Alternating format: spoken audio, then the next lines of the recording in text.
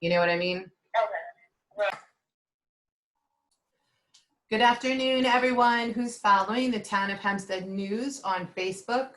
This is a relatively new advocacy group that is speaking to Town of Hempstead issues. This is our first video. We invited some community leaders to be a part of, and I am thrilled to explain and tell you about who's with us today, okay? The first person I'd like to introduce, Pearl Jacobs. I've been bumping into her for years at the Town of Hempstead board meetings. She has come consistently to advocate for Uniondale.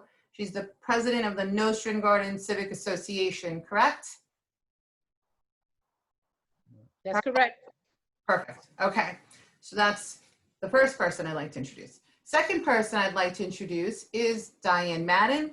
She's a longtime warrior, animal advocate, as well as advocate for really anyone that people would consider an underdog. She has brought discrimination as well as inequalities to light, and she continues to fight after how many years, Diane? I think this is really my 20th year. I started in 2000, and 2010 I started becoming more vocal.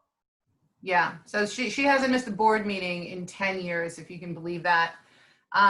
Next on the list is Mr. Marvin Amazan, who is, I'm so thrilled to introduce you, Marvin. He is a young, millennial, articulate, fantastic activist who's already assembling marches and raising awareness about issues that really need to be addressed in the town of Hempstead. So Marvin, thank you for joining us. No problem, no problem. And then last but not least, we have Patty Harris, who is the ambassador of education to the Nostrand Gardens Civic Association. Hi, Patty. Hi, everyone. How you doing? We're doing great. So very briefly, I just want to explain quickly the format of which we all just went over. Again, this is our first meeting. I'm sure we'll get better at it. And I welcome anyone out there who has knowledge and expertise with these like Zoom videos and social media to reach out to me, because I could definitely use the help. So what we're going to do is we're going to ask a couple of questions, handful of questions. Each person is going to get about 2 minutes to respond. I don't have a timer clock that's visible, so I'm kind of going to have to ask you guys to do your best. I have a timer clock on my phone. I could try to use that.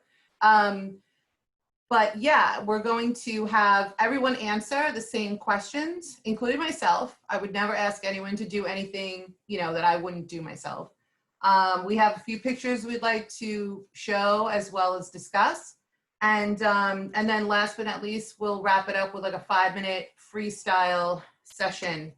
And guys, I'm going to ask you to hold me accountable to make sure that I get to everyone. I don't skip anyone by accident, because it's just me right now.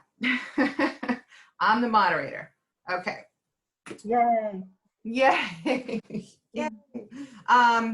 So the first question I wanted to start with was, do you feel that the town of Hempstead is accessible to the public, and what has been your experience? And when I mean accessible, I mean, number one, like, are they, do you feel welcome? Do you feel encouraged to participate in your local government? And if, when you send an email or make a phone call, do you get responded to? So let's start with Pearl. You're on, Pearl. Okay. Well, it's gotten, I would say, it's gotten somewhat better, perhaps because of the relationships that I have made at the town of Hempstead.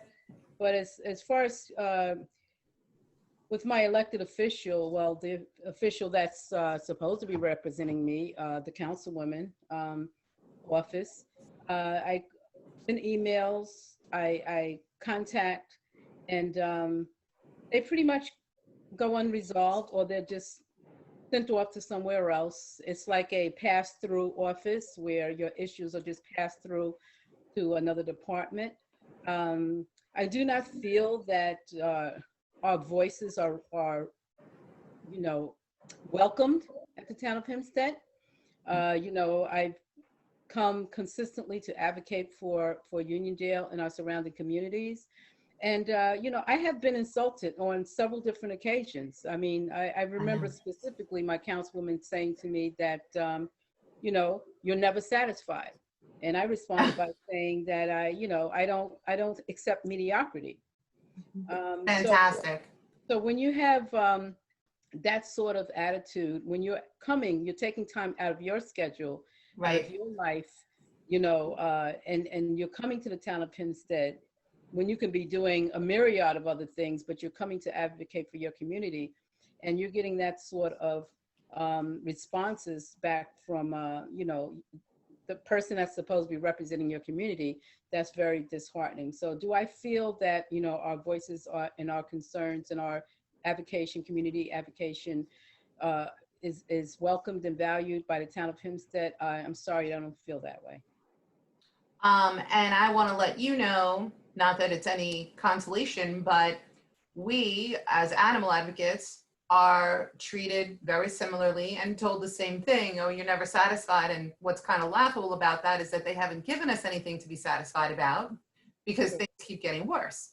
So anyway, moving on. Same question. Would you like me to repeat it, Marvin?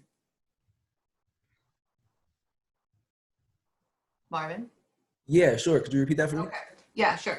Sorry. Everyone, I'm sorry. Just try to remember to unmute yourself before you start talking. So do you feel the Town of Hempstead is accessible to the public, and what has been your experience? I feel like there's multiple layers to that. Yes, we can reach the Town of Hempstead, but is there anything that's done when we reach them? There's been multiple times where I've gotten in contact with somebody, and like Pearl just said, I've been bounced to so many different places where the solution has never been solved. Like you said as well, our councilwoman, we reach out to her for multiple things, and never do we see results.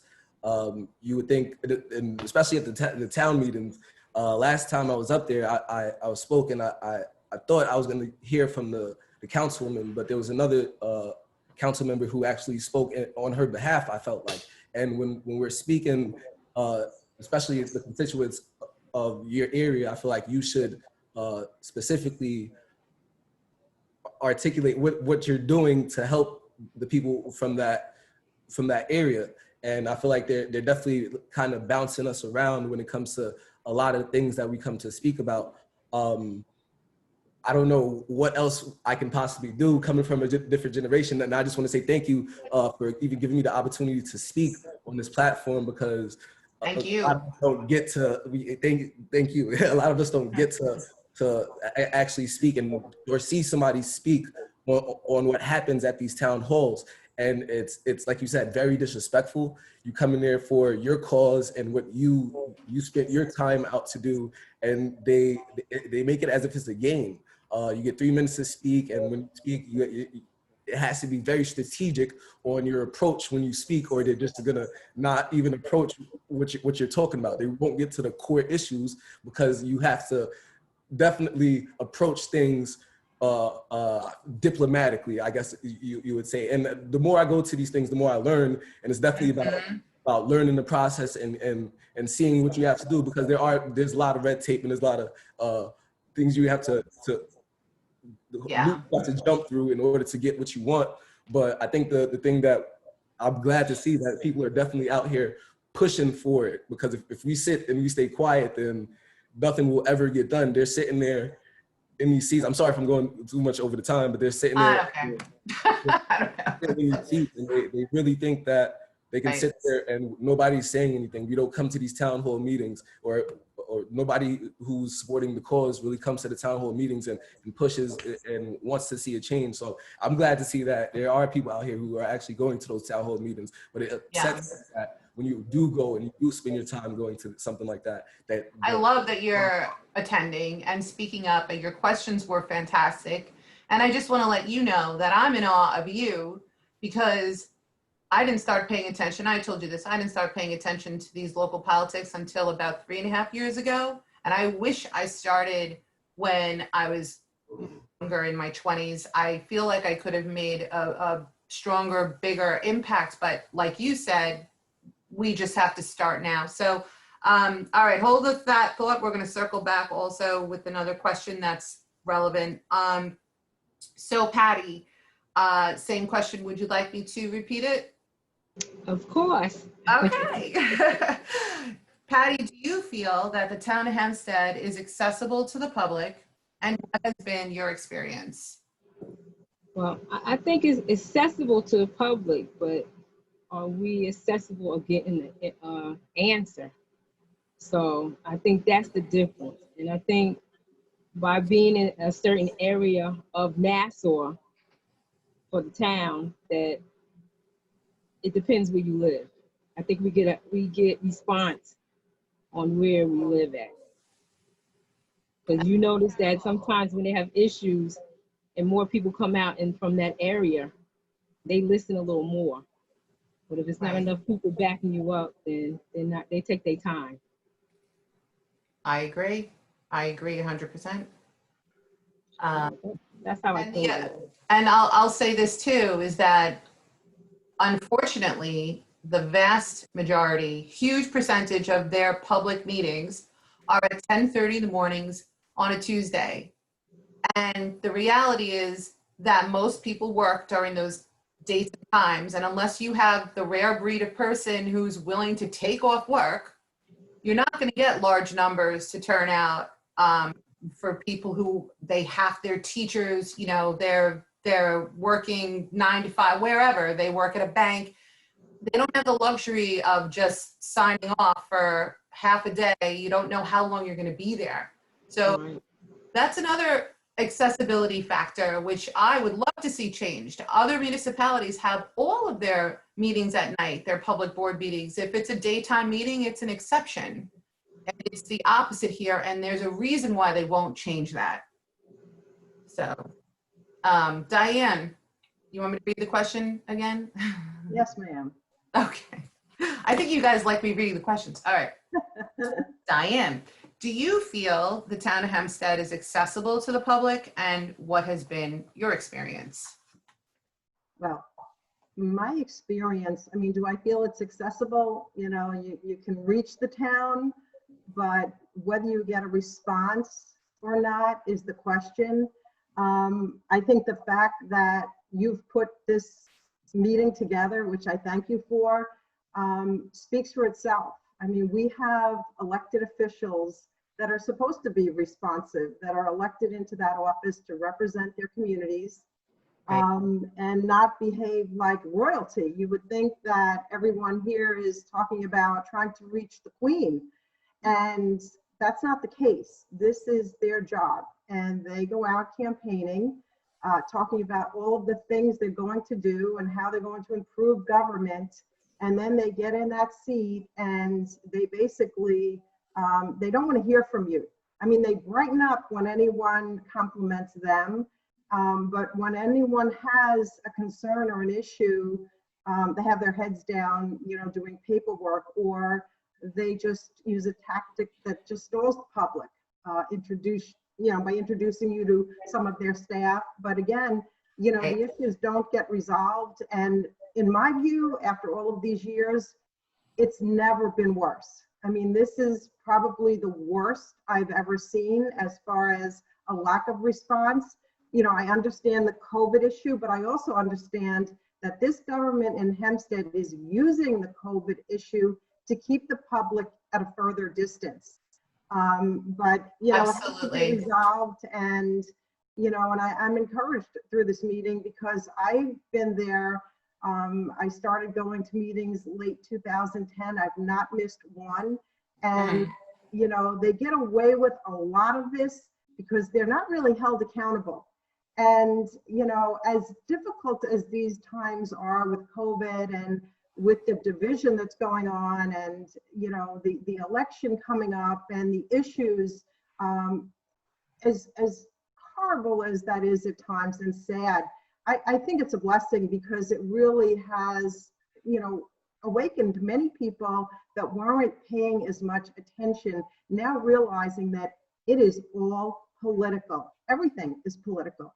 It And, is. you know, it's been difficult to watch. Pearl, I know you probably, you know, have a very similar view that they do get away with this because they are, it's like they're operating in, you know, a dark room somewhere and getting away with this, and people really are not able to connect the dots, and they make sure of that. I agree with you 100%. I don't want to interrupt you. Valerie, Mita just called. She wants to join. Can I send her the link?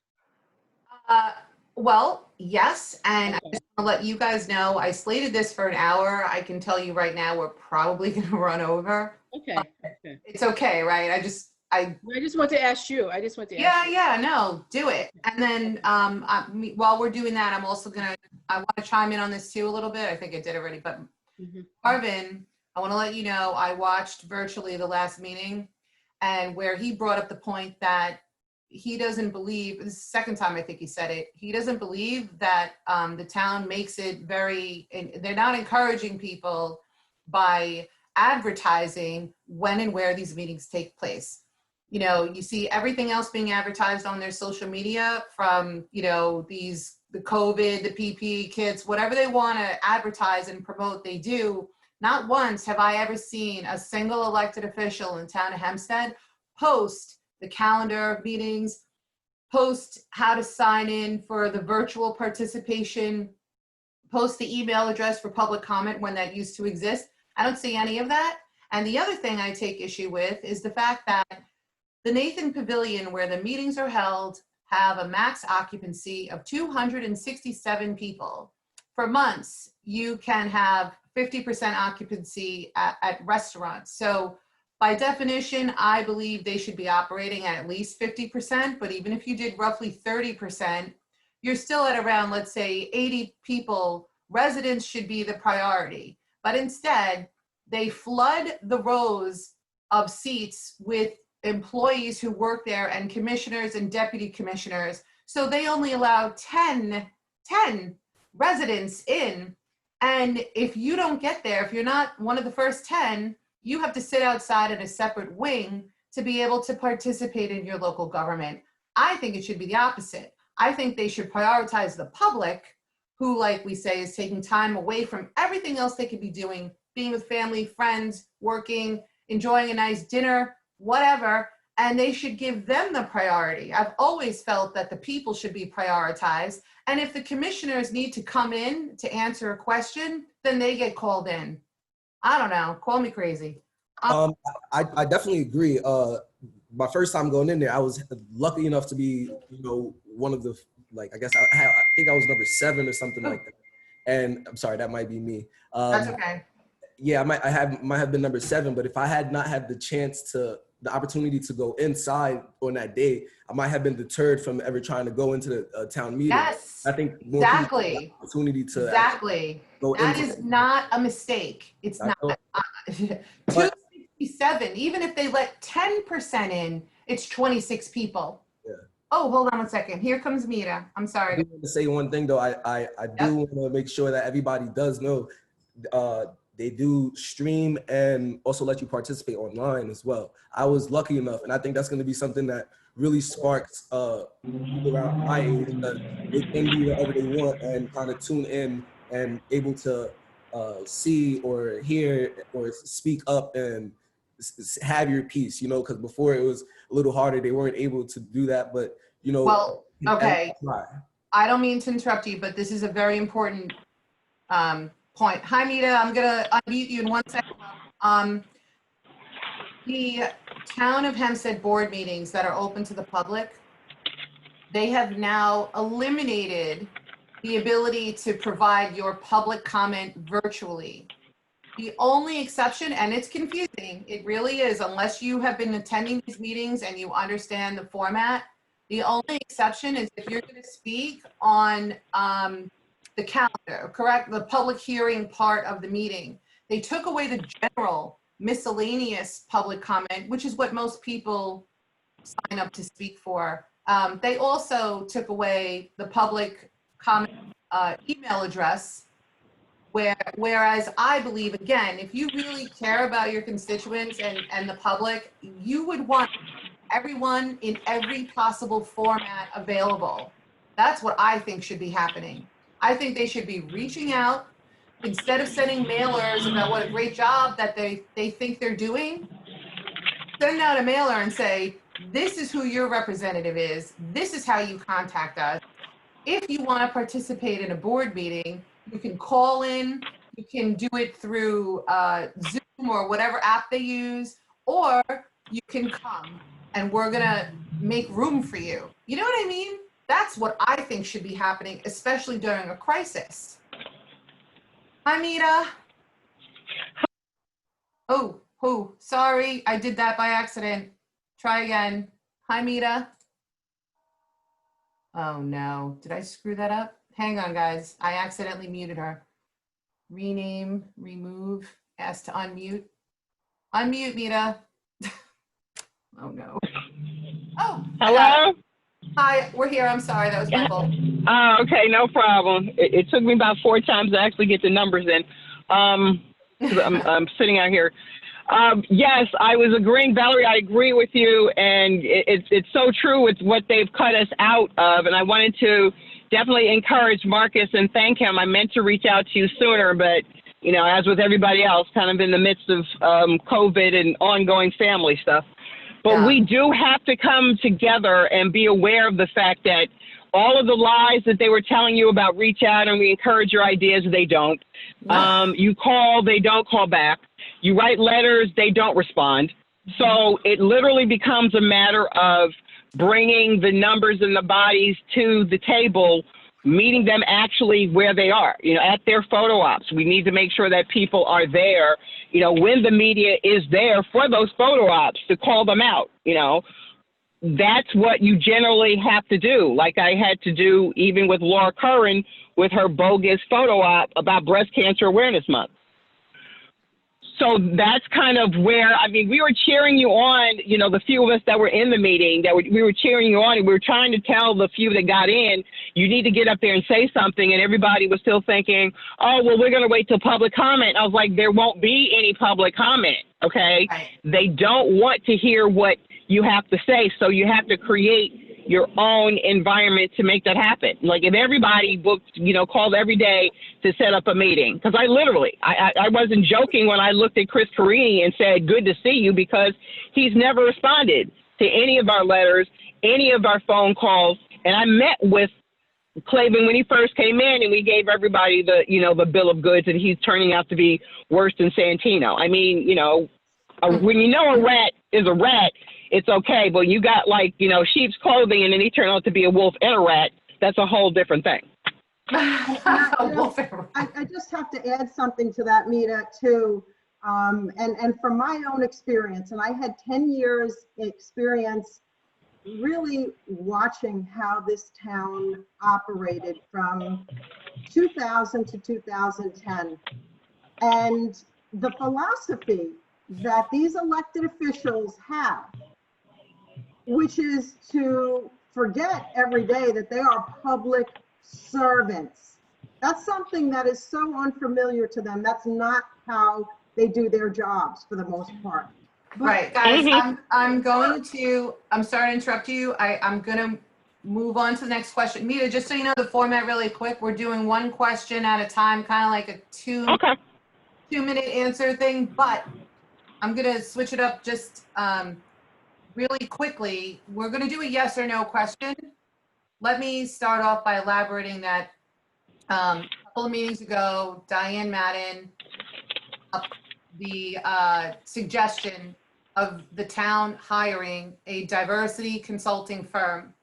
And not aware of that or has never heard of that before, what these firms do is they come in, they pop the hood, they look at hiring practices, they look at resumes, they ascertain whether or not you have an equal opportunity culture, as well as evaluate, and they do trainings for things like unconscious bias.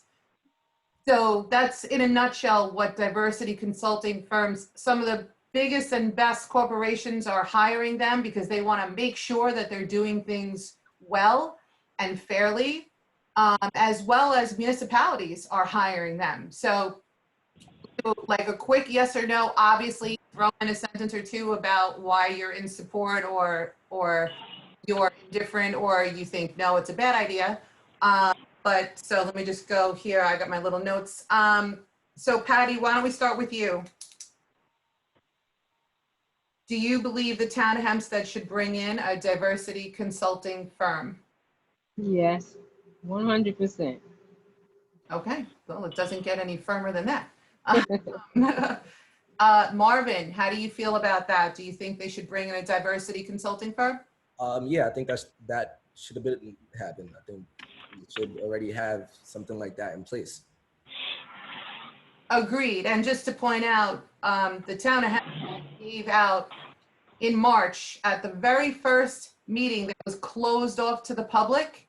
They held a 10-minute meeting and gave out $770,000 in raises, promotions, and new jobs. And those new jobs were not posted.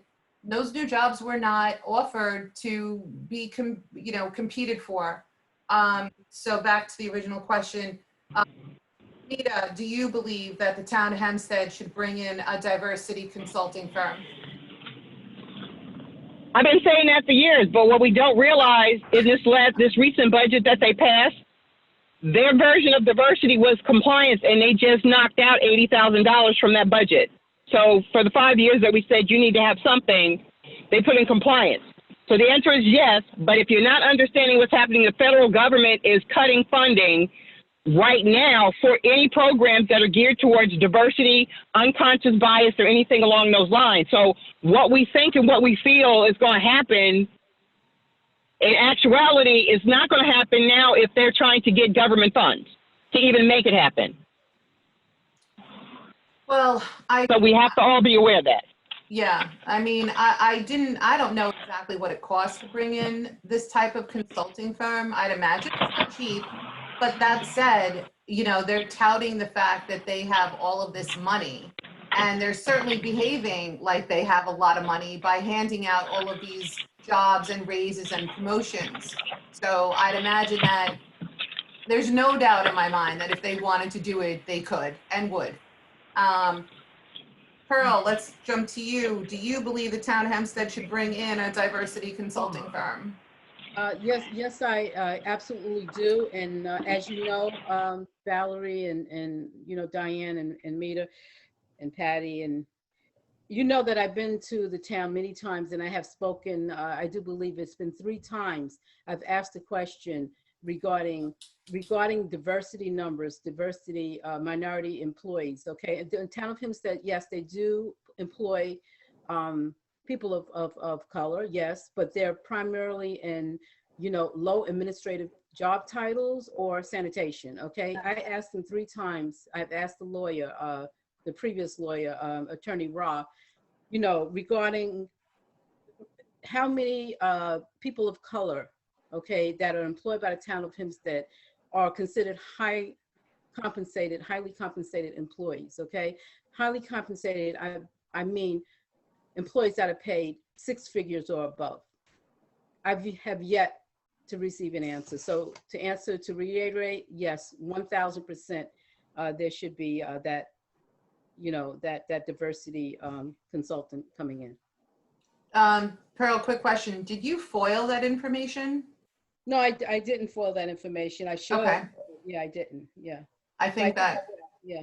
Let's both do that and see what we come back with. Yeah, I would love to. I don't know what foiling is, but I've heard of this like a couple of times in the meetings, and I would love to know how to do any of that as well. Well, you're in luck, Marvin, because I created a foil tutorial and I used the Town of Hempstead website as an example, and I will send that to you. Yeah. Perfect. Thank you.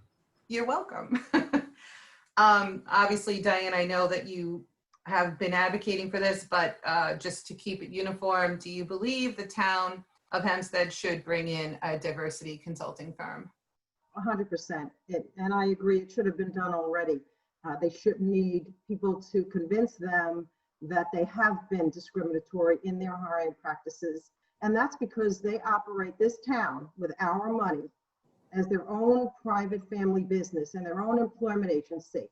And any municipality like Hempstead that has its own civil service, I mean, if you could understand that alone, the public really doesn't know that, but Hempstead has its own civil service. Therefore, they have the ability and have taken advantage of, and I can name many positions and jobs, to tailor jobs around the person they're looking to hire. And it's corrupt, and it is discriminatory, it's unfair, and it's how they've operated for so long. And something has to change. It must change. And I am convinced that if it doesn't change now, it never will. Because again, people are waking up to it. And that's, to me, is the purpose, and my involvement here is to try to reach people that really don't know. Because, you know, I think that's why the supervisor's been so quiet on the Black Lives Matter movement and the racial injustices, because he's had nothing to offer. He's done nothing different. And if, in fact, it's worse under him. And, you know, something needs to change. And I don't feel that we should need to wait for an election day to change that. I really wanted to segue in. That's actually a perfect segue moment. Give me 1 second, guys. I'm going to try this sharing of the screen thing again. I just want to give you the background. A few months ago, there was a Black Lives March that was organized and orchestrated, which the marching location at the beginning was at the Town of Hempstead Town Hall. And in anticipation of that, I was actually personally on the phone with Supervisor Clavin, and I suggested to him, I said, you know what I would do if I were you? I try to put myself in anyone else's shoes. I said, give them a microphone. I said, give them a platform. They want to be heard. When people come together for a cause, for an injustice, for whatever it is that they're all congregating for, they want to be heard. So give them a podium, give them a microphone, and listen. That was my suggestion, but that obviously didn't happen. Hang on 1 second. So we have, this is, Marvin, did you help organize this particular march? No, I don't believe, I did not help organize that, but I believe I was there. You were there. Okay, hang on 1 second, guys. I'm trying to, give me one. I got to get better at this. I'm sorry. Give me one. Screen share. Where are you? Where'd you go? Here it is. Okay, so here's one picture. Can you see it? Can we see this picture? Yeah. Okay, good. Yay, something's working. So you see, this is just a picture. This is happening basically right in front of Town Hall. There's a lot of people here. There's a lot of signs. I congratulate anyone who organized it, really, because, oh, hang on 1 second. I can't do that. You cannot minimize Zoom. Sorry, guys. I'm a little choppy right now. Just give me one. I'm just trying to, here we go. Get to the next picture. Next picture. Don't mind me. Where is it? I don't know how to do this. I might have to skip it. It's not working. Marvin, help me. I need like a tech savvy person. I'll try one more time. Screen share. I need to get to my desktop. Where are you? Bear with me. What is this? Nope, that's not it. All right, we're gonna skip it. Here's what I'm gonna do. I'm gonna post the other picture that I wanted to show, as well as a video. Of the video is actually of Diane speaking at a board meeting, and she's specifically fighting for an equal raise comparable to other people who hold the same title and position for a Black woman who works in the town attorney's office. So what's her name, Diane? Do you remember? Miss Crosley, who I've worked with, brilliant young attorney, and it was really disturbing to me because I saw other deputy town attorneys getting promotions and raises, and it's like to me, they just threw crumbs at her. And I did bring it up. I mean, I just can't watch that. because I know what it is, and that, you know, it's discrimination right in all of our faces. And I'm very much aware that, yeah, I don't know how she feels personally, but I would assume she may feel intimidated to, you know, to bring that up, or uncomfortable. But I wasn't uncomfortable, because I'm watching this for 10 years now. Yeah. And this has got to change. And the treatment of people, like Patty said, depending on what town you come from, and, you know, the color of your skin, your beliefs, your background, you know, it should not matter, and it must not matter. And I think it's going to take all of us to make sure in the future that that changes dramatically. It is. And so I want this to be kind of like our last question. Well, not officially, but you know, I'm interested, as always. I love people, and everyone has a story, but what I'd really like to know is what triggered your involvement. I will start with myself, just because, again, I would never ask a question I'll never answer myself. But I was completely blissfully ignorant a few years ago. And in fact, I was the person who used to tell people, don't talk to me about politics. I don't hear it. I don't care. I don't believe in anyone, right? That was like my mantra, like, you're wasting your time with me. And then I just kind of stumbled onto a Facebook video about how a man who used to work for the town of Hempstead took care of a colony of cats at the Oceanside landfill. And then one day, 6 months after he retired, they told him that he was no longer allowed to feed the cats. And it really blew my mind. Now, I'm an animal lover, so I'm like, wait a minute, who's gonna feed the cats? Or, you know, who's gonna give them fresh water? The man loves these cats. Why can't you just let him onto the grounds he used to work on for 15 years? And it really seemed so unfair. It was unfair, it was cruel. And so anyway, that kind of got me sucked in. I thought I was gonna go to one protest, okay, one. And then I met Diane Madden, and then she kind of like punched it into my head, saying, you have to get involved, you have a voice. All of this is political, and I never understood that before. But that's what happens usually. Something happens, it draws your attention. Unless you're a political science major and you grew up in a house that paid attention to politics, usually something triggers you. So I'm super curious, and I have to ask. Let's start with Mita. Mita, unmute. Mita, unmute. We're so bad at this. We will get better. Mita? Okay, did I do it? Okay, yes. I'm It's back. Okay. Oh my God, where does one begin? Well, I'll try to be brief, which is rare. I've always gone into a life of service. So the family dynamic has always been there. I mean, when I moved back to New York, largely for health reasons,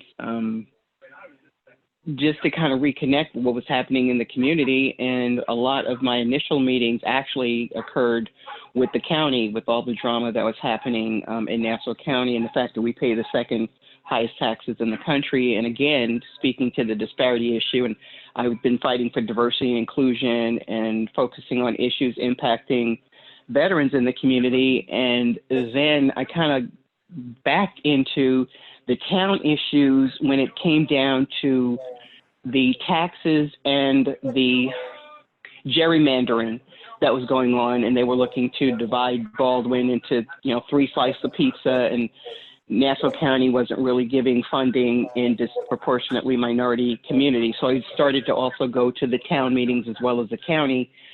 And that's when I started to really see some of the dynamics that were going on locally, and, getting to meet Diane and finding out what was going on with the animal shelter, along with, okay, this is just another constituency that's being underrepresented and underserved. So we all just kind of, came together, and it was like, in unity there is strength, and we have so many commonalities in the disparity that it became important for us to kind of speak up. And I guess, as to Diana's point, when you have a woman of color going up against another woman of color who basically is the token on the board, it gives a different kind of perspective as far as what can be said and what can be included into the conversation. So, you know, the whole thing with, you know, Dorothy Gooseby at a night meeting trying to have me kind of removed and all that kind of stuff just really kind of I set the remember that. stage for some of the upheaval Yeah. that we thought by change we would get some answers and get some respect and get some accountability, and that didn't happen. So then we had to flip out the next person, and then we got, you know, like I said, this wolf in sheep's clothing. And so we're kind of back to, you know, at this point, it doesn't matter if it's red or blue, we're still, you know, left out of the loop. So Absolutely. that's kind of where my stuff is. Yeah, I remember that, Mita, vividly. That was a terrible moment to see basically this constituent who comes and again volunteers her time to try to make her community a better place, and have her be threatened for removal by public safety, who were literally physically surrounding her. And I remember Diane yelled out, "Don't you dare touch her." And you could see the public safety officers, they didn't want to do this. They were not like gunning for her. They were so uncomfortable that they were being ordered by a council person. I couldn't believe it. It was awful. That was one of the worst moments. One of, unfortunately, there's a few, but thank you, love. I am going to ask the same question now to, let me just hit the mute button. You know how to unmute now, right, Mita? Yeah, I got it. Okay. Okay, we'll talk to you soon. Same question, please, to Patty. What triggered your involvement? About 2015, my late husband, when he passed away, and I'm so sorry. he used to be the president of Nostrand Gardens. Now, you know, it's Pearl, of course, and I used to go to the meetings just to, you know, sit around just to get out the house, to get some air. So when I told Pearl, I said, Pearl, I'm gonna go to the school district school board meeting. And I sat there, I wanted to know where our taxes was going for the school district, since they always, you know, raising our taxes and everything. So that's how it started. So Right. I'm more of like just trying to get the information out, what's going on. You know, when should we as a community to have a voice within the school district? So Yeah. that's mostly how it happened. So, I'm so sorry for your, thank you. he was obviously young and way before his time. Yes, he was. Yep, he was But I'm 50. sure he's proud of you and happy what you're doing. This is him here. Yeah. Oh, I see. Oh, Melvin. So I love the name Melvin. that's Love how. it. I just want to also mention the fact that we really can, I cannot emphasize this enough. A lot of people walk around and they don't vote, especially in local elections, right? Meanwhile, the margin of victory for the top seat of the town of Hempstead, which is America's largest township, for the past 2 elections was 1% of the vote. And what's more than that is that only about 15% of the population vote. Marvin, I'm talking to you. Only 15% out of 760,000 residents. So this is winnable, you know, and we can really affect change. And if we all come together and tell everyone we help them register to vote, we teach them about absentee ballots, we teach them about early voting, and we become the pain in the you-know-what that I needed. And look at, I mean, I can't even believe who I am anymore. I don't recognize myself anymore. I don't know. I've got a New York State Board of Elections committee that I'm registered with. I'm talking to Marvin about registering his own committee. We're doing these Zoom calls. I don't even know who I am anymore. I'm just saying it's doable. We can affect other people and make big changes, needed changes. I'm sorry. So Marvin, what triggered your involvement? I gotta say, my dad was always into politics. He's a Haitian, he's from Haiti, so I'm a Haitian American. He was always into politics, but I never really followed. Like, it was just not for me. I just kind of had my own thing going on. I was trying to call it finding myself and finding my way. But it wasn't until that I realized that I wanted to do for myself, and I started to go out there trying to do for myself and creating my own businesses and finding the difficulty in creating my own businesses, or like figuring out the difficulties that everybody else was going through, that I realized that there was something that was going on. So I kind of just focused on helping Black-owned businesses be the great Black-owned businesses that I knew that they could be. And in doing all that, I kind of sort of started to move to figure out like that, you know, politics is behind that. What really was the nail in the coffin, everybody calls it too, was when the unfortunate passing of George Floyd. When everybody just started to come together and really start to march and really want to make a difference. And just like my first march out there, I was like, I kind of sat there and I kind of didn't understand, this is kind of the first time I'm really saying this, like didn't understand why we were marching or where we were going or what we were doing. And we literally marched, I believe it was in Freeport. We marched to speak to the town hall in Freeport.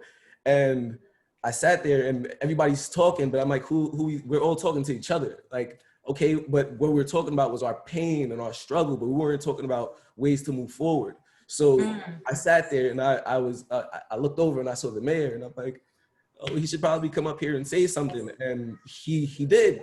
Oh, thank God. But he's had nothing to say. What he had to say had nothing to do with what we were talking about. Okay, so it's not good. Like I felt some type of flame or something coming inside. Like you can't come up there and have no intentions on helping the crowd out or helping the crowd understand what you're willing to do to help. So that's when I was like, all right, so if nobody's gonna be stepping to these people, we need to start moving to them and making them feel uncomfortable, making them understand that we're here now. You can't just sit in the seats and think that you're comfortable anymore. We're gonna start going to the polls. We're gonna really start making a difference now, because the more we sit down, the more we just think that just marching and just, I call it yelling to the oppressor. The more you do that, the less the less time you have to do what you're actually supposed to be doing to move forward. So I was like, all right, I know what I'm supposed to do. This is the guy that we need to talk to. These are the people we need to go to. Let's directly bring it to them, because everything else we're doing right now is helping. It's, you know, I don't knock anybody marching or anything like that. I still go. It's like, it's a way to deal, but it's not a way to move forward.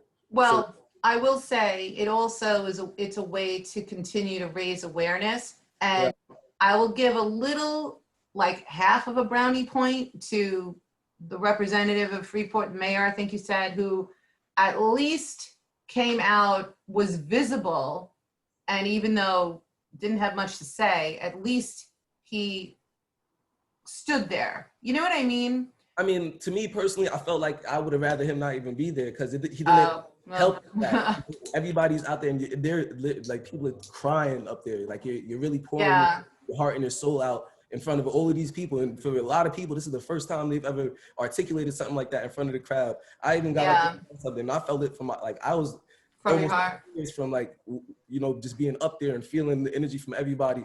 And for him to come up there and not even feel like he didn't even feel like he had to say anything to help, to make. Well, wait a minute, I want to ask you a question. When you say that he went up there, you went up there, other people went up there, was there like a podium and a microphone or like a place for you to speak and be heard? No, we kind of just went up there and we were just speaking. Like we were just, it wasn't organized. I kind of met up and.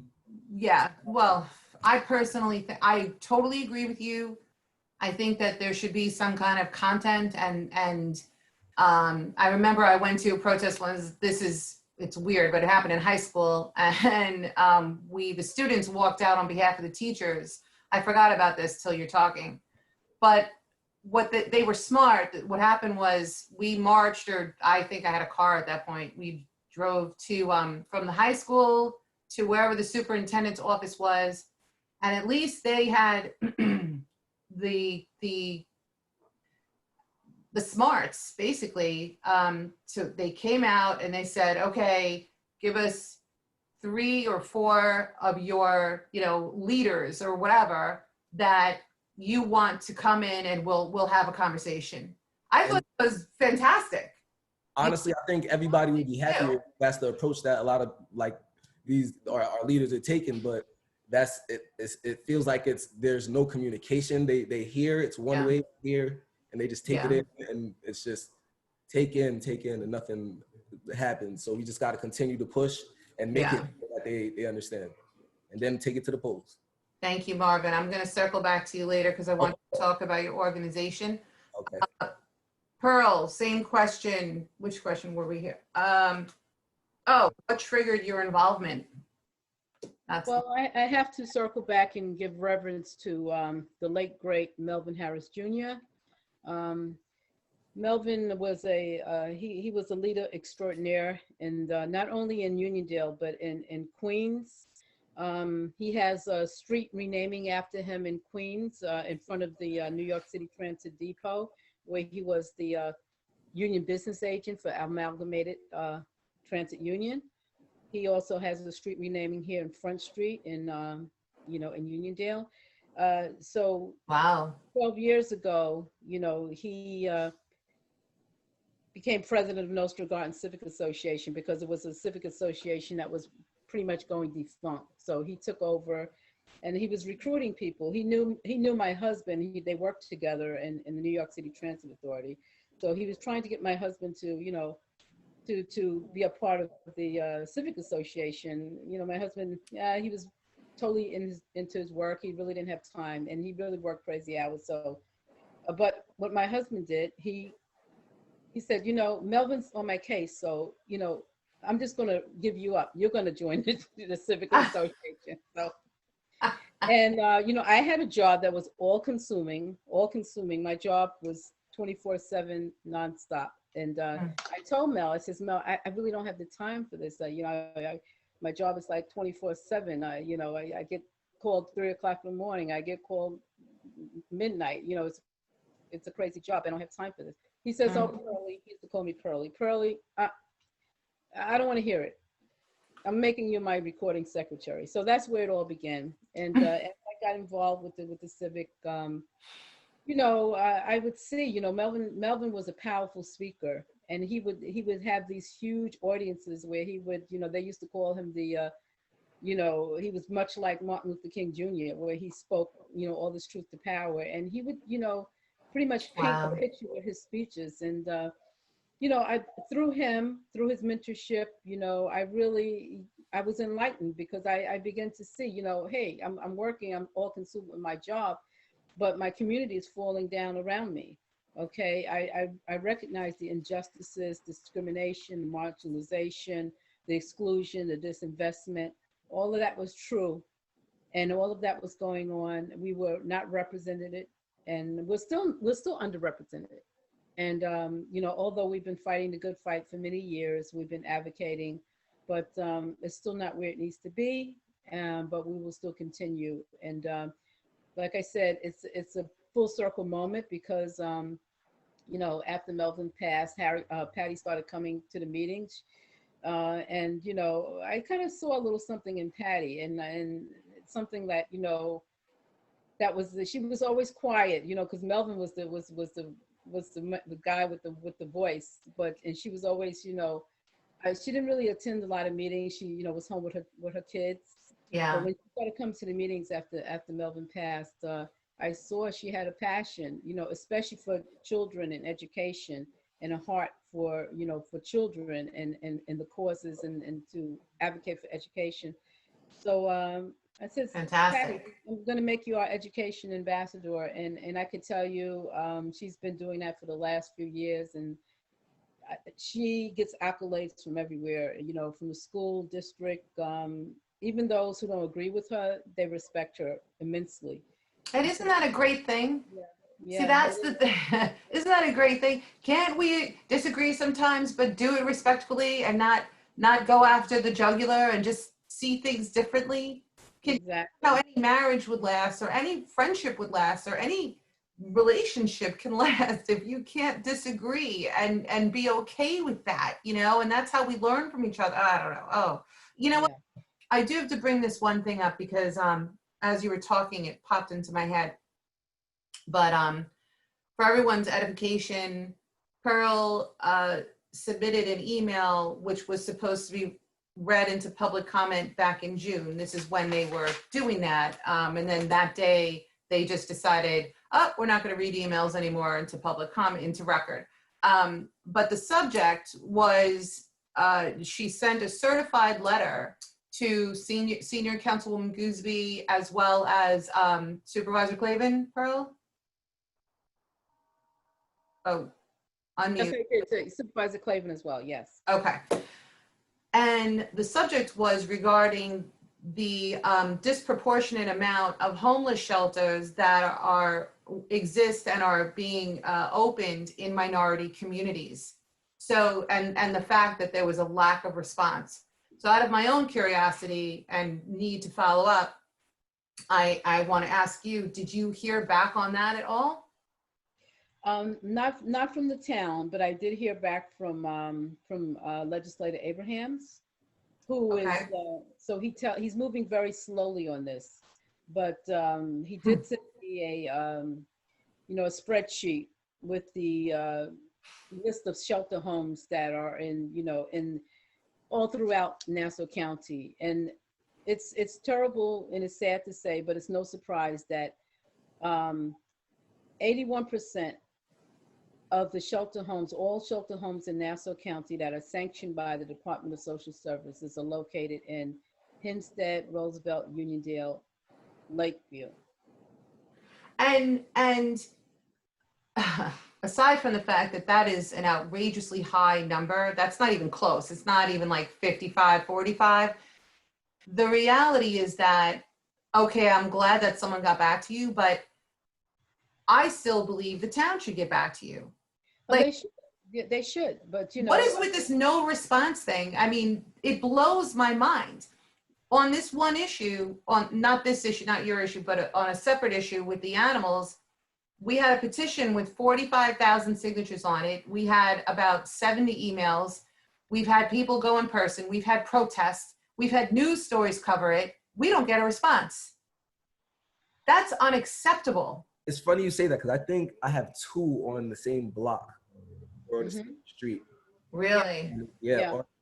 It's and you have some also, Marvin. I don't want to interrupt there. The list that he sent me is not a fully correct list. It's not fully vetted because you have so many homes that are not. I am only talking about the homes that are sanctioned by the Department of Social Services. Right. There's more that are just under the radar.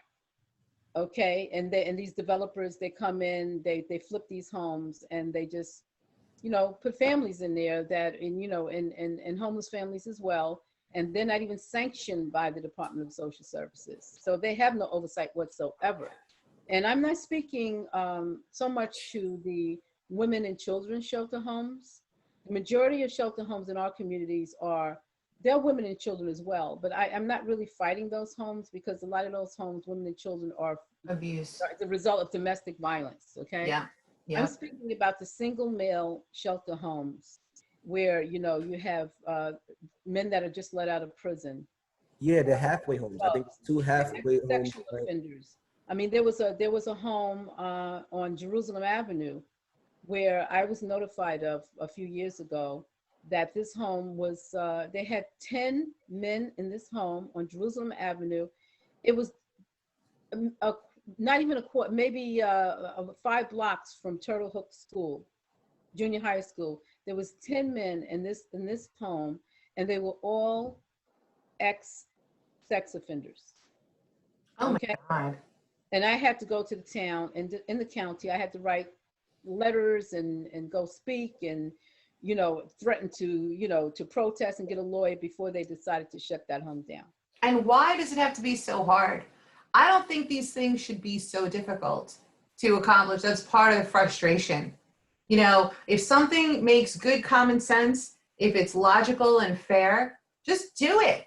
Why does it have to be such a long, drawn out, arduous process that often doesn't get the results? I'm gonna switch it over to Diane, and then we'll do like a lightning round. So Diane, I know it wasn't a pothole, but what triggered you to get involved? I forgot my original question. What triggered your involvement? That's it. So real quick, what triggered my involvement, I had done animal rescue inside the Town of Hempstead Animal Shelter for 10 years, not knowing that they had millions and millions of tax dollars to do what everybody else was just trying to pull together and rub pennies together to do, which was to take care of the animals and rehome them. And after those 10 years, when I started to meet with the director to find out if they could do more, because they were still you know, euthanizing adoptable animals and shipping them out.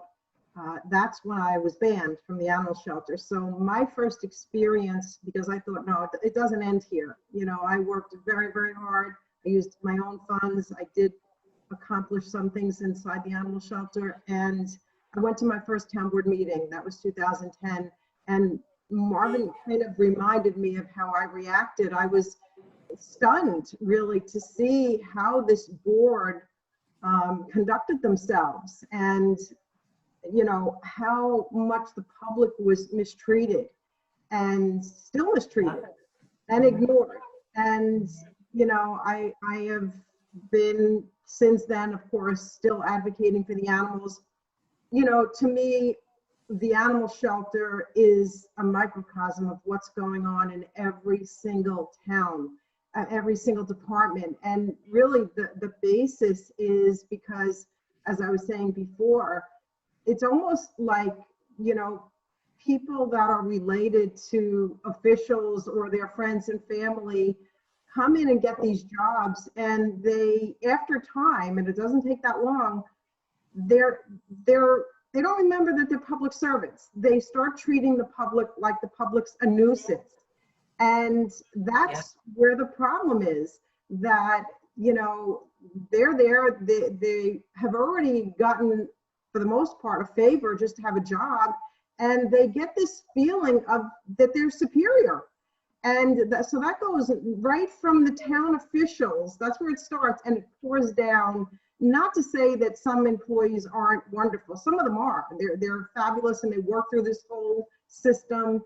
But it does start at the top. And you know, once I went to that meeting, I started opening that agenda page, and I was looking at 3 or 4 pages of hiring, and it was all friends and family. So, you know, when I look at what's going on today, that is where I would like to see movement in the area of making sure that, because this is all greed driven on the part of the town. There is a method to what they're doing. They keep the public at a distance so nobody can figure out that they're entitled to a piece of the pie, and an equal piece of the pie. So, you know, to me, you know, and my mission here, I mean, I'm always eager to help any, you know, I have always taken the side of the weak over the powerful, but I think that what needs to happen now is it's a total reform of the way this town operates its hiring processes, because they are not equal, and you can't expect communities to be treated equally until they have equal opportunities. It will never happen. You know, the town loves to hand out free food and free PPOs, and they do all of these, you know, press opportunities, and it really makes me nauseous, because these people need jobs. They need opportunities. They need to be treated fairly, and that's not happening, and that's what has to happen. That is, and they need to be empowered. They need to be empowered, and like things like this hopefully offer value, but you know, we need people that can help, you know, get other people to vote. Just that one simple thing. the vast majority of people don't vote in the town of Hempstead. Hundreds of thousands. The last election was decided by 1,800 votes. There's hundreds of thousands of people who didn't vote. It's terrible. It's terrible.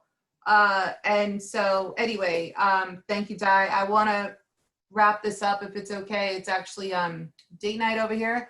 And so I've got to get going. But I just wanted to, last question, it's a yes or no. And then if you want to throw in anything like if you have a call to action going on, if you want to invite people to a civic meeting, if you want to invite people you want to tell people about WolfpackU, Marvin, you know, whatever, if you have any kind of an event or find you online or are you on Facebook, whatever, we all have to stay connected. We all have to reach out and grow. I'm giving you guys homework to continue to spread the word and get people involved. Okay, so last question, yes or no? If election day were tomorrow with regards to the current town board officials, because most of them are going to be up for re-election in 2021, if election day were tomorrow, would you re-elect your current elected officials? So Patty, let's start with you. No. Okay. And do you have any, it's okay, I have a feel, I know I put you first, but I have a feeling it's not alone. Do you have any calls to action or invitations or do you want to invite people to your website or anything like that? Well, the only website I have is with Nostrand Gardens. So, you know, Okay, what is that? What is that website? Nostrand Gardens Civic Association on Facebook. It's on Facebook, and the Uniondale one. And I just tell everybody to get involved with your school district, because you need to know about your taxes. You need to know about your bond, because they have a bond on all the schools to be reconstruction and everything. So that's coming up soon. So they need to get Good involved. information. Yeah. Good information. Okay, next up. Pearl, same question. If election day were tomorrow, would you re-elect your current Town of Hempstead board members and representatives? So I don't want to use, well, this is not a really bad word, but hell no. And I feel that, my council, the council in general, but, I'm speaking of my representative is, she's too far gone. She needs to be voted out. She really does. And, just to piggyback off what Diane said regarding that young attorney, Ms. Crosby, or whatever her name was. I'm sorry, Diane. Ms. Crosby. Ms. Crosby, right? Now you think that Councilwoman Gooseby, who really was appointed to that seat, as a result of a civil rights lawsuit, you think that she would be empathetic towards, a young woman of color who is, she's being, discriminated against as far as her pay and so many other things and regarding her community. Okay, and with so many things that's going on in her community, you think that she would be jumping up and down on her desk, advocating for justice, social justice, investment, inclusion, and everything else for her community. So the answer again, no, I would not vote for her. That was not your answer. Oh, hell no, then. I'm teasing you. And that actually is a great segue. I'm gonna pass it up to Marvin in 1 second, but what you just said is it's so relevant because the answer that Marvin got was not from his representative. His question was something like, and Marvin, I'm paraphrasing for you, but he asked something like, what has the town done to address and ensure less racial division, to address, this divide and everything? And his council person didn't answer him. Bruce Blakeman decided to jump in and answer him and say that they've been handing out food to food banks, and they've been handing out PPE equipment. And that just blew my mind, because I'm like, first of all, that they're using federal money to hand out money. They're just the middle person. They got a giant check to the tune of $133 million. That's federal money. So every US citizen, that's who they should thank, because it's the tax money.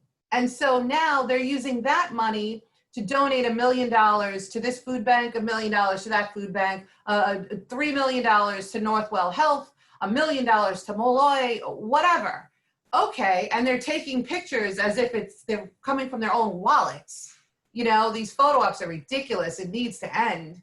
But my point is, they didn't even address, that does not address the racial division and the inequities in their hiring practices. And that does not cure the problem. If someone goes to a food bank, they're eating for the day. What about the rest of their lives? That's what we need to get to the bottom of. Okay, so I'm sorry, I get all riled up because it really pisses me off. I feel like they placate people like, oh, well, we're helping the minorities by donating other people's monies to food banks. Why aren't you happy? Marvin. Can I say something? Yeah. You know, one time, I asked a question or something, and one of them didn't they wanted the answer for Gooseby too. So what I told them was, I'm not asking you to, if you know what I'm talking about, it's not just by walking into the Coliseum or walking into Hofstra. That's a part of Uniondale, but unless you walk in our neighborhood, you can't answer. Right. You're not our representative, so you cannot answer. Right. So I don't know what's the crisscrossing of them answering for each other, because they don't come in our neighborhood. I don't know either. I think it's ludicrous. Then what's the point of having your own representative? So sorry, Marvin, same question. If election day were tomorrow, would you re-elect your current representatives and town board? It's not fair.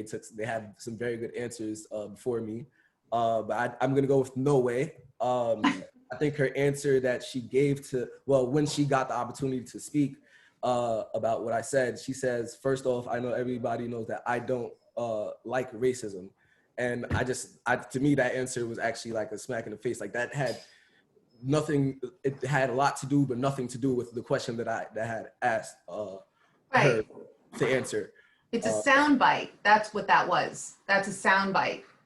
I just couldn't, that's the first thing you said after everything that I had to say. It was just, so no, or no way, I'm sorry, that was my answer. Just to give you guys a little bit about Wolfpack United. Well, first off, let me just say, I think there's two people from the Uniondale community in here besides me, right? And that's kind of why I started Wolfpack United, is because Uniondale is such a beautiful and excellent place. And basically, Wolfpack United is a branding, networking, and empowerment platform where I help multicultural entrepreneurs, thought leaders, and creative increase their potentials in any way possible.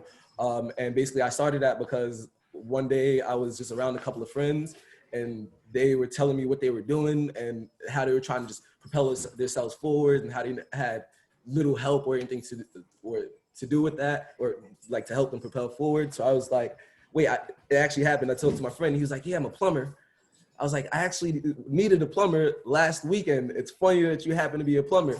So I'm like, okay, let me get your number down. Like we all started just, passing around numbers, and I'm like, okay, like that's how we move forward. I've been reading the book Powernomics, and that's kind of something that's helping me push forward with my ideas and what I'm trying to do. And it's different steps. We have to start putting the money back in the community and flowing on stage like that. So there's a lot of different, it's a 5-stage process. So I found myself going into business and then moving into more of the political realm, because at the end of the day, it takes these laws to change in order for us to do the things that we want to do. So that's why that's Wolfpack United. I love it. And Marvin, we'll talk. Oh, sorry. Go ahead. Yep. So Marvin, it's very refreshing that, that you're here and you're in Uniondale and you have all this you know, energy to really, you know, bring something positive to our community. Definitely, you know, I'm sure we'll be talking, we'll be engaging. I do believe, and I've always believed that, you know, it's always power in numbers. And, you know, we need to be more represented at the Town of Hempstead, you know, the community. We need to show up more numbers, and especially with the young people, because, you know, that's where the future power comes from. And I do believe that, you know, we need to be united. We need to show up. We need to advocate. Because, you know, and I hate to, you know, keep reiterating this, but, you know, the fact of the matter is that, you know, our council person, with no disrespect, I don't, not personal, but she has sold out. Okay, that's why she says, you know, I don't, you know, embrace racism, because she has to remind herself, and she's feeling guilty that, you know, I've sold out. you know, I mean, she sold out. I mean, and I'm not a party person per se, you know, I mean, the Republicans have some points that, you know, that I might agree with. The Democrats have points that I might agree with. I'm not a party line person per se, although I'm a registered Democrat, but I'm not a party line person. But anytime I've been to the meetings many times, and I've seen her vote many times against something that would be beneficial to her community, and she voted against it just so she can get points, you know, with the other side. And that's one of the reasons why I truly believe that she campaigned for Don Clavin, and, you know, in his election. She campaigned for him, and after that, after he won, they named the town pavilion after her. Okay, so I think that was the grand prize. So you know, Did they really? Yes. It's no longer the Nathan Pavilion? Well, they named a portion of the town pavilion after Dorothy. I did not know that. Okay, wow. Yeah, well, that was her reward. Yeah, and you know what? I didn't know that. Thank you for bringing that to my attention. But They posted that on their social media. oh, I missed it. But I'm sorry, I do have to leave. I do have an That's appointment. okay.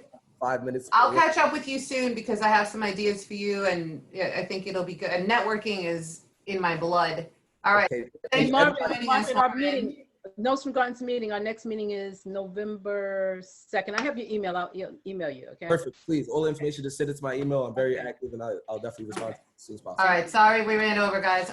Mita, I will ask you to unmute and ask you the same question. If the election day was tomorrow, would you re-elect the current, your local representatives, and re-elect the Town of Hempstead board?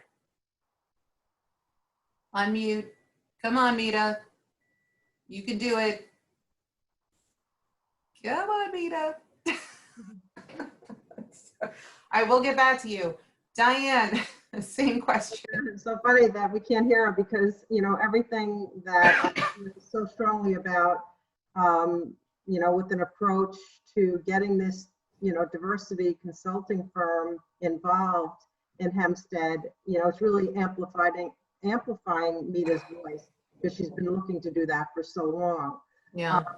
And I see, you know, just the people in front of me that we can start with. You know, I feel so strongly that, you know, meetings take place all the time, but it's when you mobilize that you increase your chances of changing things. And I'd like to do that in the future, and organize and work together and try to get this accomplished. I know we can. There's not a question in my mind. We can vote these people out.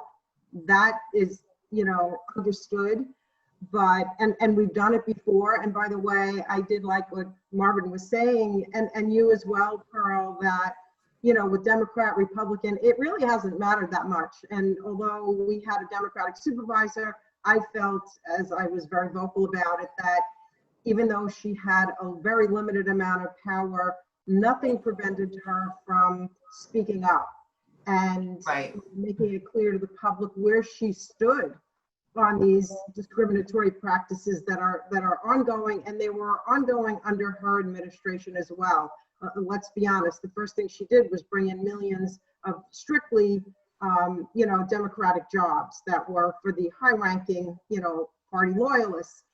I'm not a believer in that. I believe you need to bring in the community advocates, the civic leaders. They know what's going on in their community, and they know how to fix it.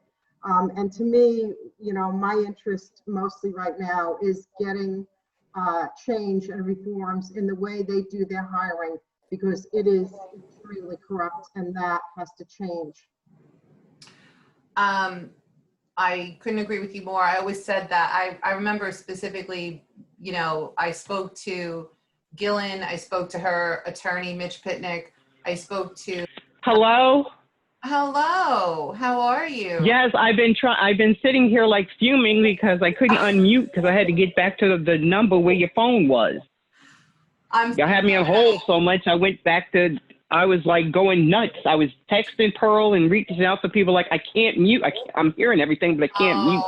It's okay. I figured I knew we were. Everybody else was. I knew So yes, as far as answering the question about would I re-elect Carini, hell to the no, never again. Give me someone, anyone, a write-in. I would Flipper, the dolphin. I would vote for him first and foremost. I love this scenario here that we're doing. I agree with what Diane said earlier about us needing to really come together to make it known what our issues are, COVID or whatever, to let them know in advance up front. We need to have our own meeting or scenario because all the letters and the calls and all that kind of stuff, it's not working. It is not working. Correct. They're not going to hear us. They're not going to do we can say, oh, well, you really should be focused on diversity. Like, again, like Diane said, I've been fighting for the diversity tip for years. And now when you have the federal government striking it down and basically penalizing even major corporations for using diversity terminology or anything that discriminates against white men, we can't use that tact anymore.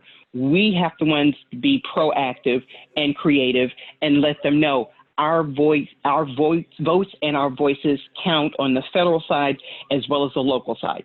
Clavin has to understand that he is one and done. He's one and done.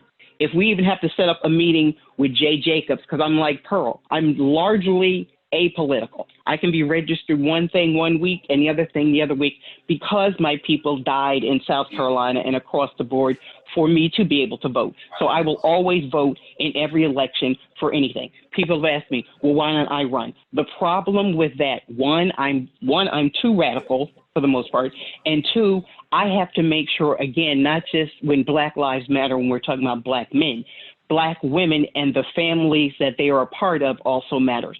And if anyone were to do anything to threaten my life or my family members for things that I am doing, it would be on and popping. So that's why I prefer not to get directly involved in any type of political thing. I've been a part of politics my whole life. I've never wanted to be a candidate. I've never wanted to be outspoken. I always preferred to be behind the scenes, but circumstances change that. But we need to get more people engaged and involved, not when all of a sudden they got water in their basement and then they want to know, why do we have so bad water here? Why are roads so bad? We've got to go street to street, house to house, door to door with our own petitions or whatever. A lot of people can't get to those town meetings. A lot of people don't know about those town meetings. So we have to be collective and strategic in what we do and what we want and work it together. We got to put our blocks together, the shelter people together, the children together, education. We got to put our blocks together so they don't even know which way we're coming at them. That's why I said the wealth disparities creates health disparities. It's across the board. It's one singular momentum that we've got to get across to these people. And we're not going to be doing the fighting and the protests anymore. Folks have already done that. I'm not taking anything away from that.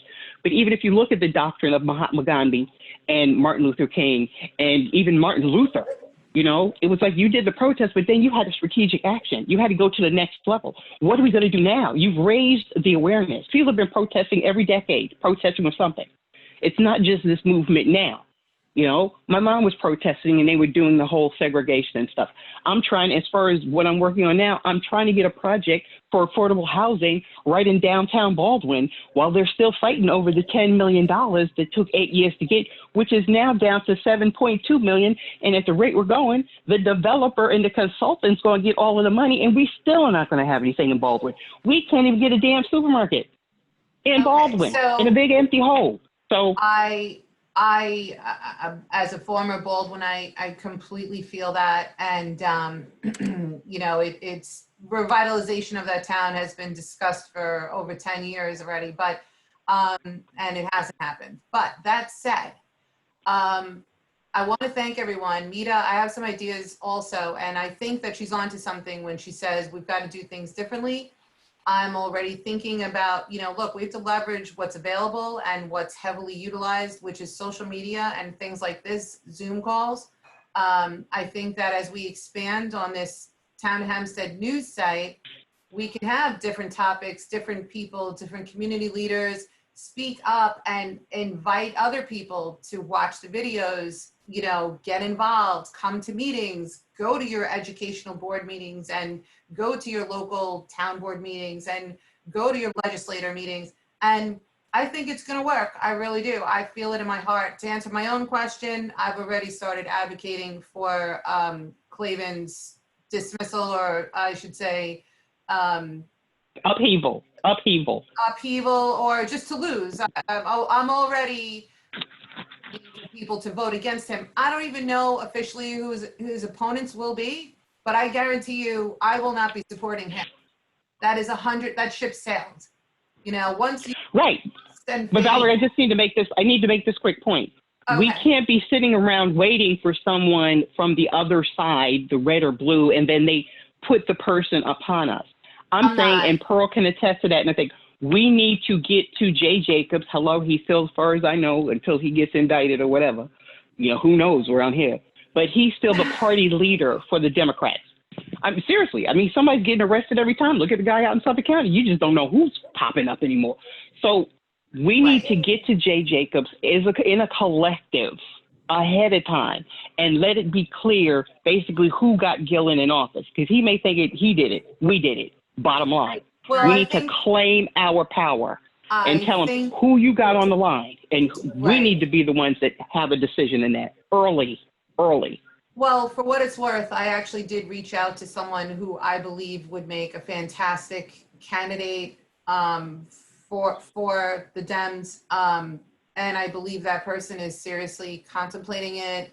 That said, I have not reached out to Jay Jacobs, but look, how about this? Let's pick this up next week. I'll reach out, and Mita, I'll call you. We'll have a conference call of our own, whatever. And guys, if you're willing and able to do this again, I'm not saying every week, but you know, if you're willing to be kind of return guests, like a regular, I'd like to do more of these. I feel that we should have a recap after every Town of Hempstead board meeting, because A, you only get 3 minutes to speak, and B, most people don't watch those meetings. But if they know you, Pearl, if they know you, Patty, if they know you, Mita, Diane, obviously me, they're gonna watch most likely what we're discussing. I hope. That's the goal. But all right, I wanna thank each and every one of you for being on this Zoom call. I'm going to upload it, and it will be posted most likely tomorrow, because I gotta run it state night. But on the Facebook page called Town of Hempstead News. It's a brand new thing. We've already got several hundred, I think 300 or 400 followers or whatever. And we're looking to grow this so that we can truly have an impact on these local elections and issues. All right. And cool. Great job, Val. Thank you, everyone. Thank you so much. Oh, and my advocacy page, sorry, I almost forgot about me. Our advocacy page is Voters for Voiceless, and we're advocating for the homeless animals and animal issues. We are on Facebook, Instagram, Twitter, and YouTube. Okay. Thank you. Thank you, everyone. Thank you so much. Vote. Bye-bye. Bye, guys. I know, vote, bring a friend, too. Vote. Bye. Bye.